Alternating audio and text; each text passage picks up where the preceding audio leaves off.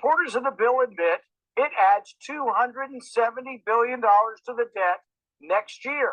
That's the only thing we know for certain. We don't know what happens in year 3, 4, 7, 8, 9, 10, but we know next year this bill will grow the deficit by $270 billion.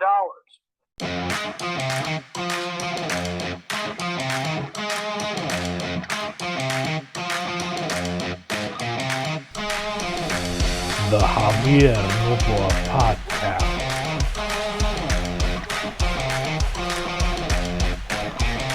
Prosperity, liberty, and peace.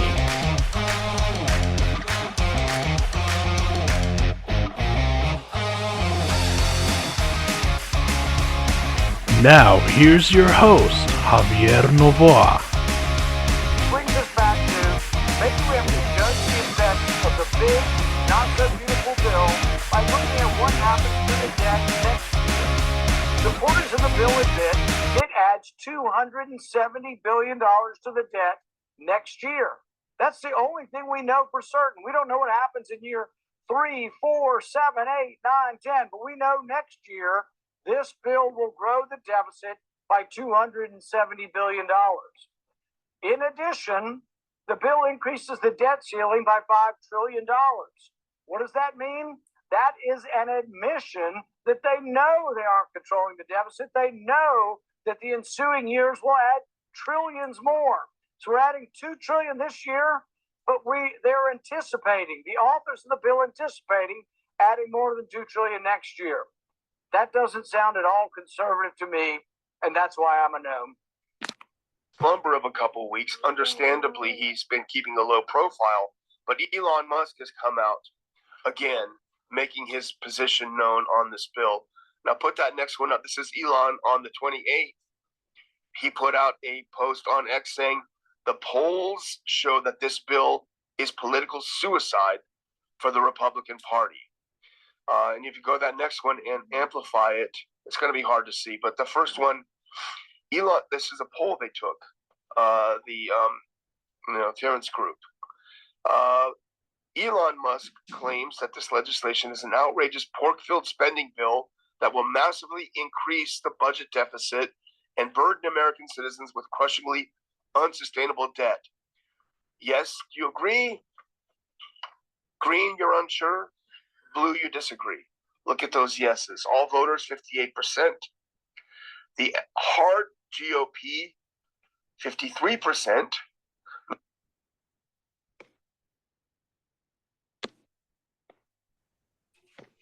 Ladies and gentlemen, this is going on live, and I wasn't actually planning on talking about this on our podcast, but this vote for this horrific bill, and I have to say, I'm 100% with Elon, I'm 100% with Rand Paul, I'm 100% with Thomas Massie, who I believe should probably be the next president, perhaps with Marjorie Taylor Greene as his running mate. This bill is horrific. It is pork-laden. It has seeds of tyranny in it, and we are voting upon it now. Zero Hedge says, House vote on pins and needles as GOP races to flip nays for Trump tax bill. We pray it doesn't pass. It's going on right now. I am your host, Javier Novoa, the real Javier Novoa, reporting here live in Dallas, Texas, with another episode of the Javier Novoa Podcast. Welcome aboard, guys, once again. A dramatic scene is unfolding on the House floor as 4 Republicans have voted nay on the Senate revised version of the big, beautiful bill. I believe the House needed those 4 Republicans. Remains to be seen what will happen. Dems got all of their members there and stuck together, and GOP needs to flip one, is what they're saying. Of course, Representative Andrew Clyde, Victoria Sparks, Keith Self, and Brian Fitzpatrick. I congratulate all of them. what are a lot of things that are on this bill, ladies and gentlemen? And I just want to talk about this briefly because we have a great episode lined up for you. And we're going to talk about the incredible interview with Robert F. Kennedy Jr. done by Tucker Carlson just 2 days ago. And guys, that's why I'm so conflicted on President Trump. There are some things about him that just make my skin crawl, that go against every sensibility that I have as a libertarian. Then there are some great aspects of his administration. And of course, I want to focus on and celebrate those, but I am definitely praying that this bill doesn't pass. So just some of the aspects of this big, beautiful bill, or this big, ugly bill. There's a sweeping budget reconciliation package combining tax cuts. And I like the tax cuts, guys. And that's why this bill, like everything about Trump, is just a huge mixed bag. But I do believe that the bad aspects of this bill, the very bad aspects of this bill, outweigh the good aspects.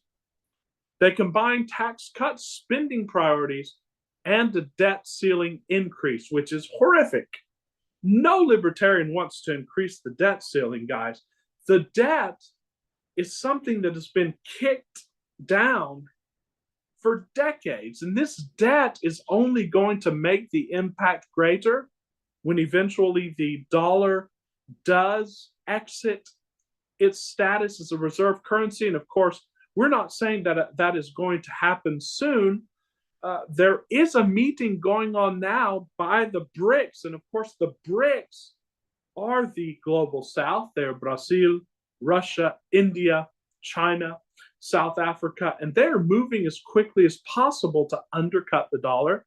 There are also other factors that undercut the dollar. The foolish tariff strategy of our president is undercutting the dollar, not least of which is here at home, because prices are just rising, inflation is rampant, and the dollar is weakening very quickly, not only against Bitcoin and gold, but also against currencies like the Swiss franc, currencies like the British pound. I do believe that the dollar has decreased 15% as against the Swiss franc as of a few days ago. So how quick until the dollar loses its reserve status? Well, the national debt is contributing to that quick obsolescence of the US dollar. And the only reason why we can still procure things so cheaply and why we can still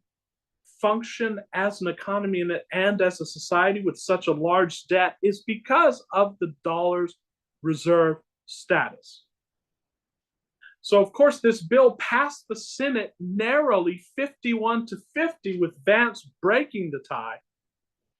Key provisions include $4 to $5 trillion debt ceiling increase. Horrific. Already, this president has racked up more debt than any of the past presidents. Major tax cuts, which are pretty good. SALT deductions, tip and overtime tax breaks. I like that. Deep cuts to Medicaid and SNAP via stricter eligibility and reduced federal funding.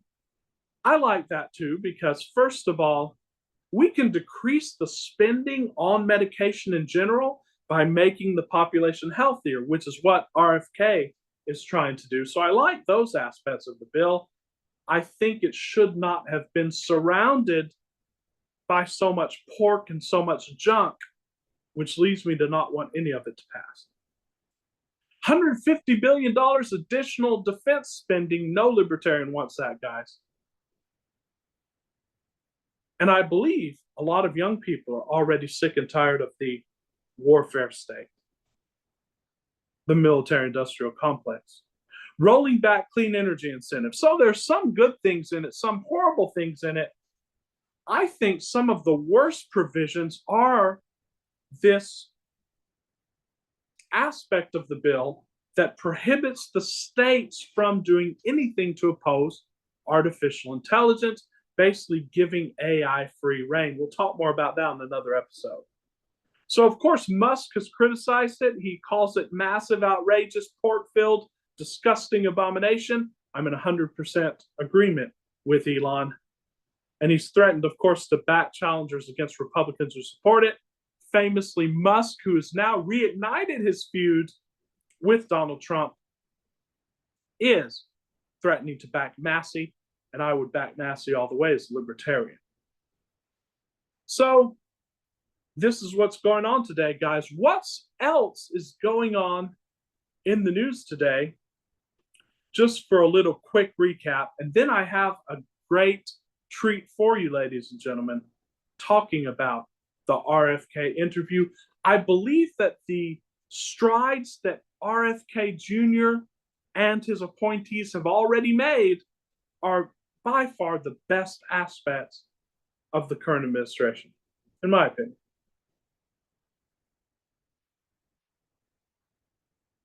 Buckle the F up. This is just a new headline here on Zero Hedge. Trump world rages at GOP holdouts after tax bill stalls in House. I'm loving it, guys. And you can put a round of applause here for those true fiscal conservatives who are resisting it. Wednesday night came and went without the House GOP advancing the big, beautiful bill Act. Thank God. This is live and it's coming to you live from the real Javier Novoa, the Javier Novoa Podcast. Thank God we have stalled this monstrosity. Let's see if we can whittle it down a little bit and get some of the worst aspects out of this. That's all we're asking for, President Trump. Get some of the bad aspects out of this. Without the House GOP advancing the big, beautiful bill Act to the floor for debate, after roughly a dozen Republicans stood their ground. Thank you, gentlemen.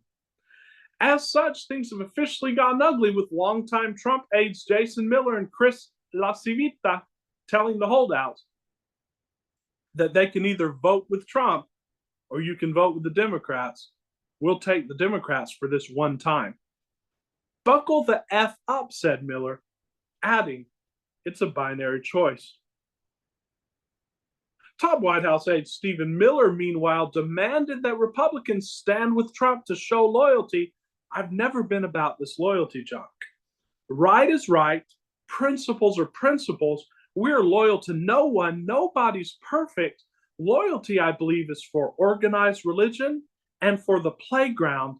It is not for building a country.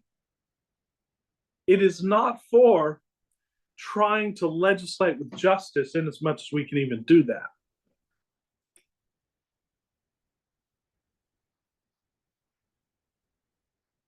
So Stephen Miller demanded that Republicans stand with Trump to show loyalty to the man who had been persecuted by the communist left. So why do we have so many socialistic aspects of this big, beautiful bill? Thank you, God, it did not pass now. I'm glad to report that here on the Javier Novoa Podcast. China erodes a U.S. AI supremacy as chatbot race defines path to 2030 dominance.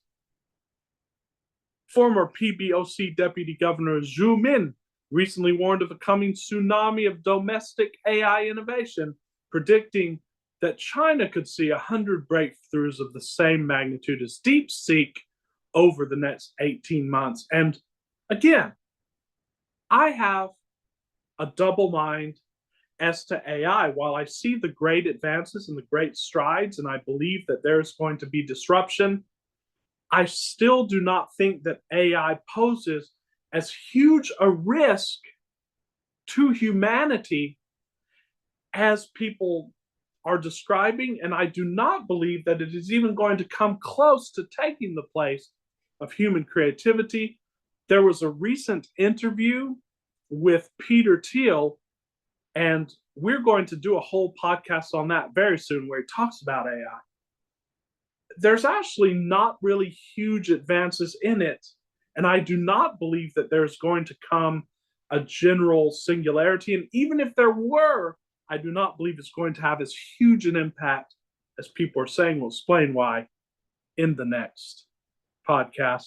But there is a huge arm race happening between China and the United States.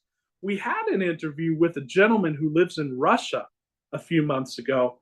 And first of all, a lot of people don't know that Moscow in particular and Russia in general is very technologically advanced. Not only is it very technologically advanced, the people are very healthy, and AI is ubiquitous, guys. People are using AI, people are using robots more than they are in Western countries. We'll talk about that again in another podcast. So you can watch our interview with the gentleman who lives in Russia. I'm trying to get back on to interview. But it is an arms race, and there certainly could be some casualties along the way of that. Tell me in the comments what you think about AI, because it is a massive mixed bag. But generally, I tend to agree with Noam Chomsky that these large language models are still like machine translation. It's brute force. And I don't really think they meet the Turing test. They said that ChatGPT met the Turing test, but I believe that there's still a few elements to surpass before we get to that. Just my opinion. I could definitely be wrong on that.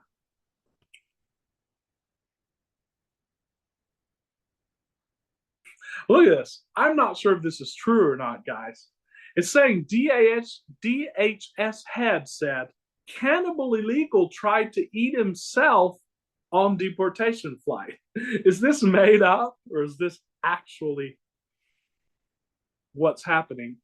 Department of Homeland Security Secretary Kristi Noem related to bizarre events to the media during the press conference for the new alligator Alcatraz. You know what, ladies and gentlemen, I'm tending to think that this is a fabricated story to promote their detention center. I don't like detention centers. I don't like the way this is going as a libertarian. I always tend to be very cautious about these things. But she told reporters that an illegal alien suspected to be a cannibal attempted to eat himself during a recent deportation flight. They said they had detained a cannibal and put him on a plane to take him home. And while they had him in his seat, he started to eat himself, and they had to get him off and get him medical attention. Definitely, I am for deporting cannibals, ladies and gentlemen, especially those who eat their victims involuntarily. That's definitely against the non-aggression axiom. But she said, this is why we need mass roundups. These people are animals. I tend to think this may have been fabricated, ladies and gentlemen.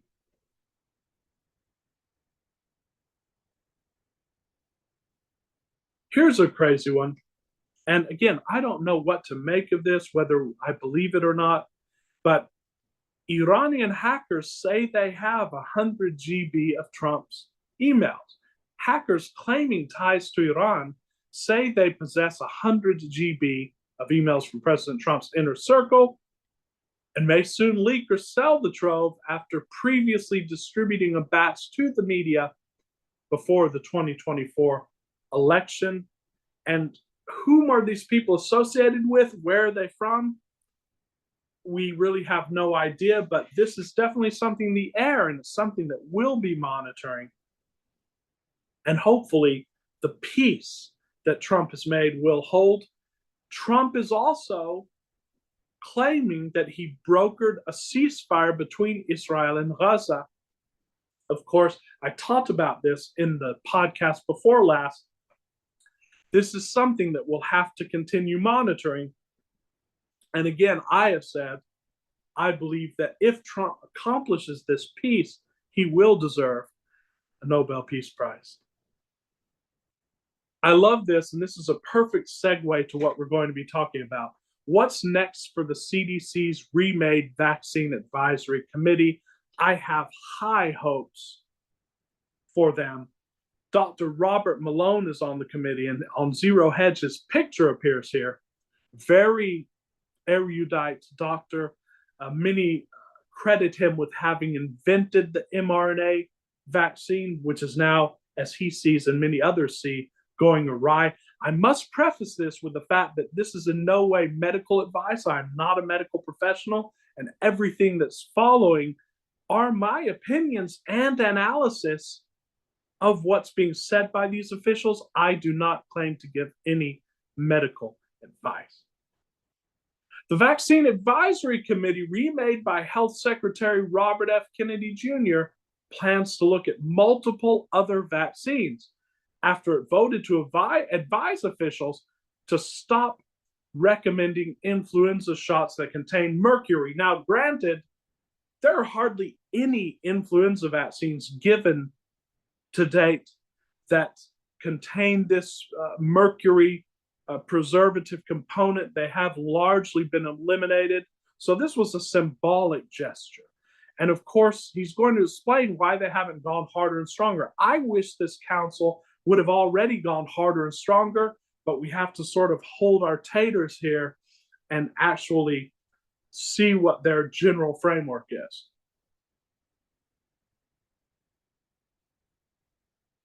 Martin Kulldorff, the new chair of the Advisory Committee on Immunization Practices, said on June 26 that one proposal is to tell the Centers for Disease Control and Prevention to make clear that young children should not receive measles, mumps, rubella, varicella combination immunization. Instead, the CDC would recommend that children under the age of 4 to 7 months, or rather 47 months, receive two separate vaccines: the measles, mumps, rubella shot, and the varicella or chickenpox vaccine. That's why I've always said, and these gentlemen I'm sure would say the same thing, we are not anti-vax.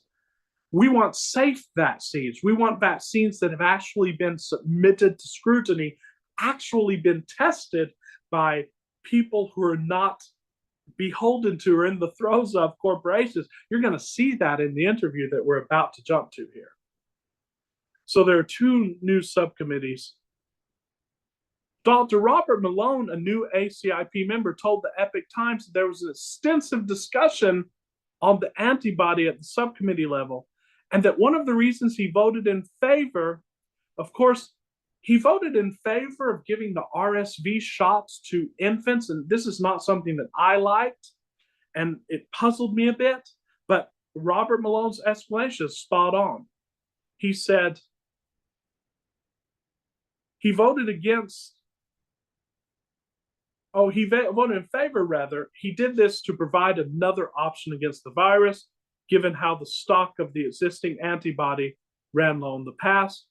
Recep Levy, who I really appreciate, another ASCIP member, told the Epoch Times he voted against making the second antibody available to all infants because of concerns over a lack of granular data from clinical trials for both products. He would have supported letting high-risk infants receive the new antibody.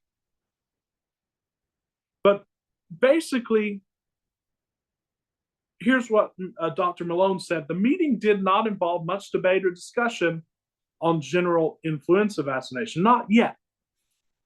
He said we were presented with essentially language that was already approved and had to make a decision about whether to or not to endorse a universal influenza vaccine recommendation, as has been the case for decades. The decision was that this was not the time to fight on that hill about the universal influenza vaccine recommendation, and he is precisely correct. Let us first look at these highly dangerous mRNA vaccines and this new COVID/flu vaccine that they're trying to come out with. Let's address that, see if it's safe, and then try to make it safer. And then we'll start to address all these other ones, and these will all be looked at. I have complete confidence in that. So let's get to the meat and potatoes, ladies and gentlemen. There was an incredible interview by Tucker Carlson, who interviewed Robert F. Kennedy Jr. And I would advise everybody, especially those who are Maha and care about health, to watch this entire interview. It's one of the most amazing disclosures that I've seen from a public official on health or on anything, frankly, for my entire life. Let's jump right into this, ladies and gentlemen. Let's cut to clip 1 here. What you would do if you wanted to find the answer, which is to compare outcomes in a fully vaccinated group to health outcomes in an unvaccinated group. And the CDC did that study in 1999. They brought in a team of scientists under a Belgian researcher named Thomas Verstraeten, and they looked at the data. They looked at children who had received the hepatitis vaccine within the first 30 days of life, and compared those children to children who had received the vaccine later or not at all. And they found an 1,135% elevated risk of autism among the vaccinated children. And it shocked them. They kept the study secret, and then they manipulated it 5 different iterations to try to bury the link. And, we know how they did it. They got rid of all the older children, essentially, and just had younger children who were too young to be diagnosed. And they stratified data, and they did a lot of other tricks. And all of those studies were the subject of that kind of trickery.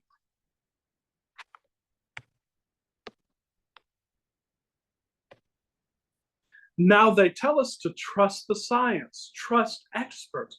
What science?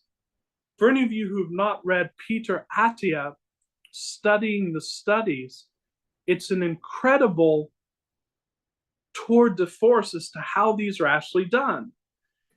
A study is only as good as the data that's put into it. Look at this, over 1,000% increase in autism, but they iterated the studies in such a way as to only test younger subjects so they would get the data out of that.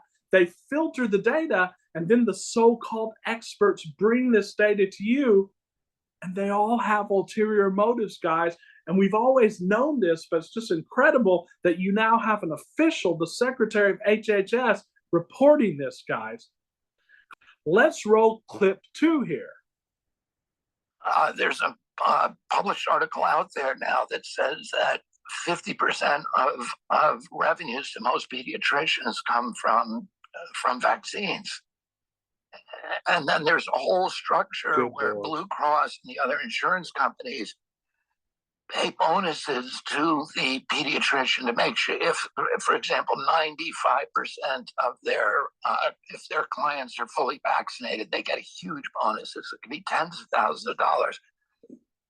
And that's why you're a pediatrician. If you say, I want to go slow on the vaccines, or I want to have a little different schedule, your pediatrician will throw you out of his practice because you're now jeopardizing that bonus structure. And these are all perverse incentives that stop doctors from actually practicing medicine and caring for the client because they're looking at the bottom line. Now, as someone who actually works in healthcare and around healthcare, this shakes me to the core of my being. This disgusts me.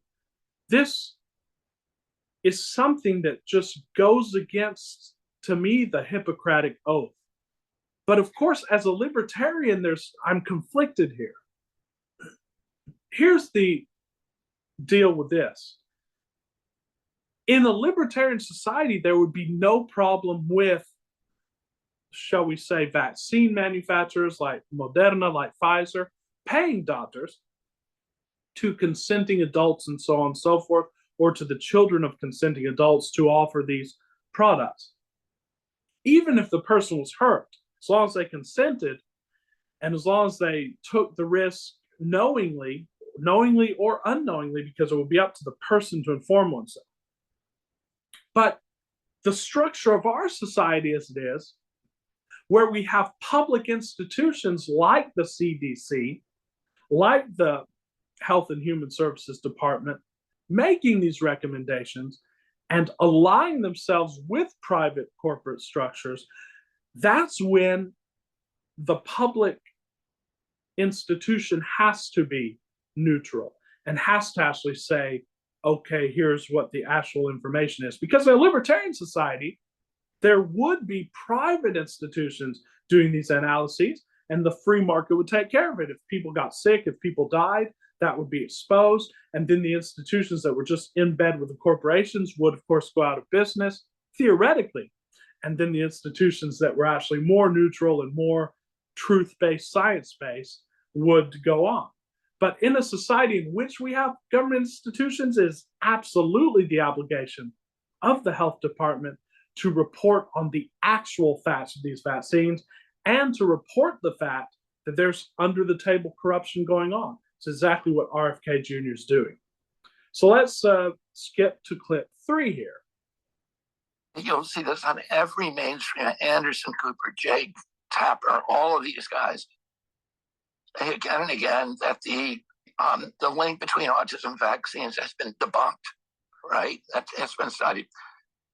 But those studies that I was talking about earlier, the epidemiological studies, they only looked at one vaccine, the MMR, and one ingredient, thimerosal. None of the vaccines that are administered to children during the first 6 months of life have ever been studied for autism. In fact, the Institute of Medicine said that they looked at this issue, has it been debunked? And they said, no, these studies have never been done on the vaccines that are the most likely culprit, which is, DTaP, Hep B, the pneumococcal, the vaccines given in the first 6 months, none of them. They said the only one that has ever been studied is DTaP, which is diphtheria, tetanus, and pertussis. And they said that the one study that was done showed that, there was a link with autism, but we're not going to count that study because it was based on the VAERS system, which is CDC's only surveillance system. And they said that system is too unreliable. So what they were saying, the Institute of Medicine, which is part of the National Academy of Sciences, said that the only system that CDC has to study vaccine injury is so bad that any study done on it, we're not going to count. They only studied one vaccine. To those of you who are talking about in this household, we believe in science. Those of you who are claiming to be liberal and saying we believe in science, what science? They studied one vaccine, and then, as he said, they studied the DTaP, but they said we're not going to include this study because of the VAERS system, and we're going to see the VAERS system here in the next clip, guys.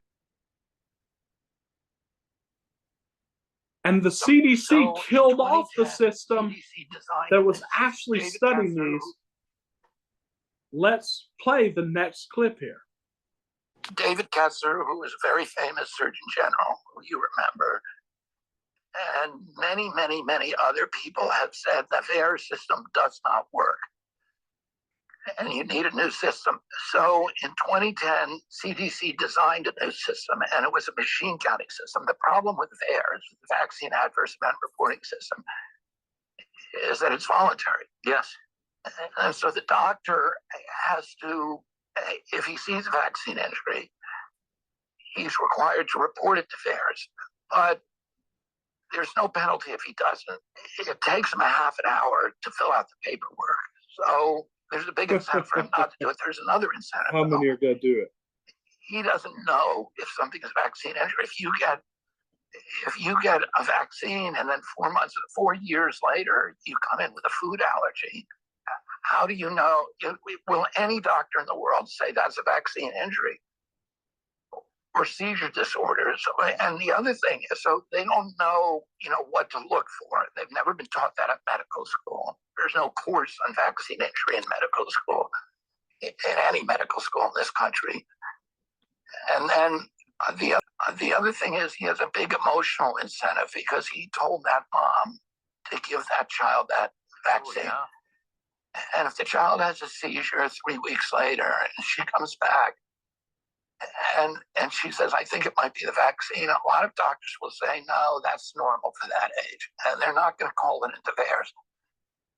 So CDC designed a machine counting system that would do essentially a cluster analysis. They would look at the vaccine and then they would look at clusters of injuries that were unique or anomalous to that vaccine. And it was a very accurate system according to the group that designed it. It was a team led by a guy called Lazarus. And CDC paid for the whole thing, millions of dollars, and it was a long-term study. And they looked at one HMO, which was Harvard Pilgrim up in Massachusetts, and they did this machine counting system for Harvard Pilgrim, and then they compared what the machine counting system had gotten, had yielded and collected in terms of vaccine injuries. They compared that to what VAERS had collected during the same period at Harvard Pilgrim.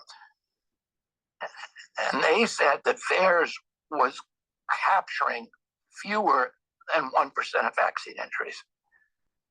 And they had a system now that would capture over 95%. And they were very proud, and they brought it to CDC and said, our system works, here's the data. But the data showed injuries in about 2.7% of vaccines. Of all vaccines? Yeah, all vaccines, about 2.7%. Wow.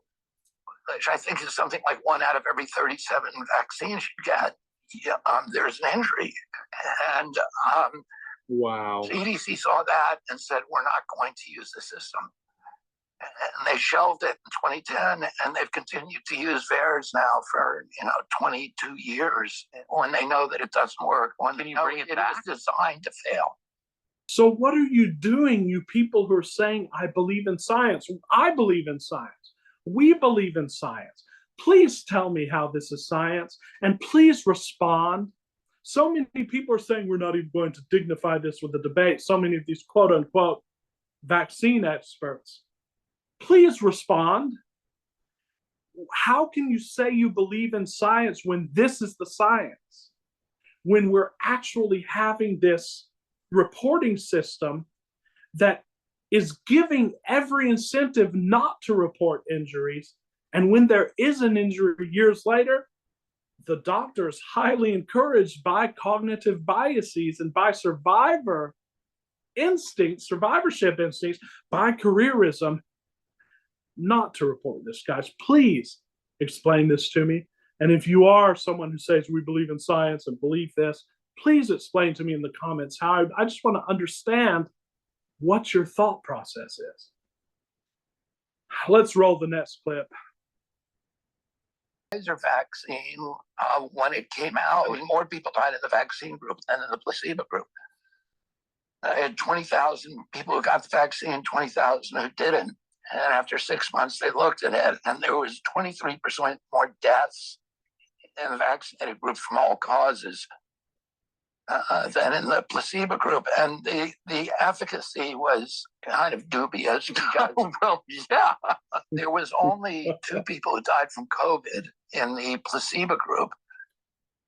And there was 1 person who died from COVID in the vaccine group. And that's the whole data set they were looking at. And so they said, you remember they were saying the vaccine is 100% effective. Well, that's why they were saying it, because there was 2 is 100% of 1, right?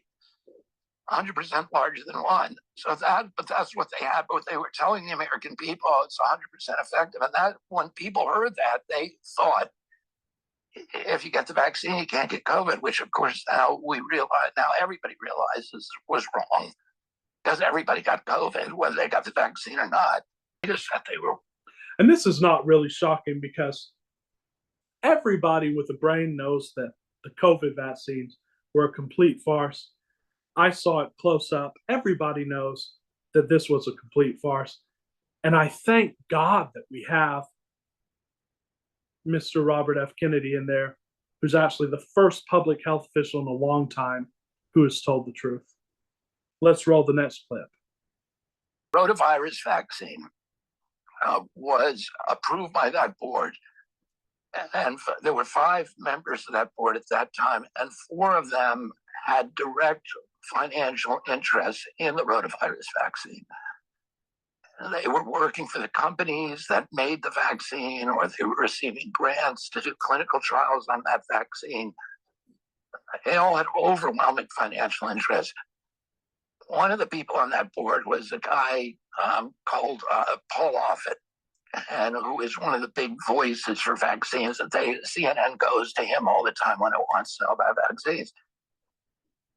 He voted to add the rotavirus vaccine to the schedule when he had a rotavirus vaccine in development. Because it's now on the schedule, his developing vaccine is virtually guaranteed to get on the schedule. It's a competitive product, but once you say rotavirus vaccine has to be vaccinated for, his vaccine is now guaranteed to get on the schedule. The one they voted on, that he voted on, within a year it had to be withdrawn because it was causing this really disastrous disease in kids that is often lethal called insusception, and agonizingly painful when your intestines kind of tie up against each other. It kills children, on occasion.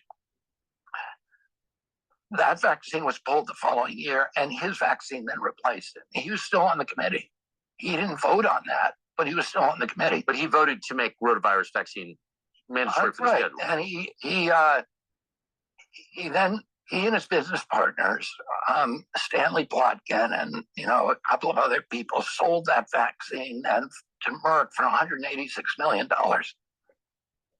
He told Newsweek that he won the lottery. Oh, it's been said of him that he voted himself rich. And everyone was going off about how, this committee, there are no conflicts of interest, and they were perfect. And this is expertise, ladies and gentlemen. This is expert worship. And I love the fact that Robert F. Kennedy Jr. in another interview a few weeks ago talked about the fact that experts are not for a democratic society. If you choose to live in a democratic society, you have the obligation to do your own research. You cannot just surrender and outsource everything to experts. I keep trying to tell people this. There are no experts, because experts, again, he said they're for religion and they're for children. Because the experts, you assume that the experts have complete impartiality. You assume that there's this curtain, like the philosopher Rawls talks about, that everyone's behind and there's just this perfect ignorance. Experts are not simply their education. Many of them are careerists.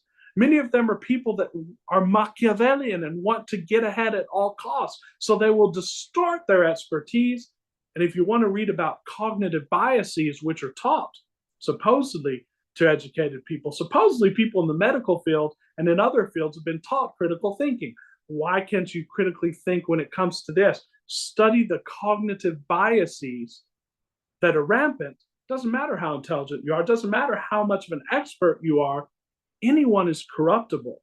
And anyone is, shall we say, inclined to using their expertise to benefit. So I believe libertarianism is the best system for that, because it minimizes the harm of that. Let's roll to the next clip here.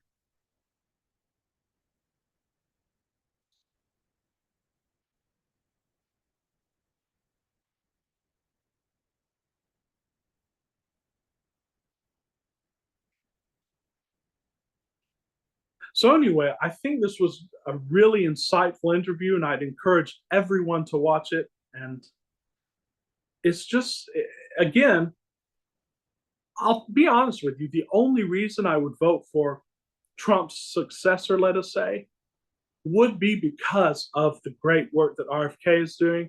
And I hope that this great work can be perpetuated. I hope that he will be able to platform these studies and to report on the results of, for the first time probably in our nation's history, independent medical studies. It has been a long time in coming. I've been waiting for it all my career, and I'm very happy about these developments. So guys, it's ended up being a great night. It looks like we're going to at least have some token resistance to this huge, hideous, ugly bill.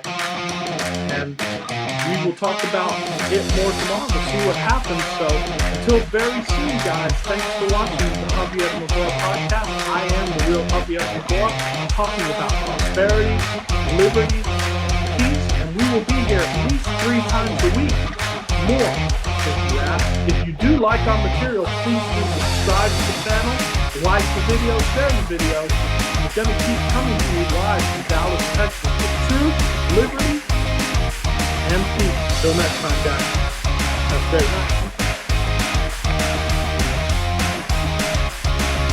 The Javier Novoa Podcast.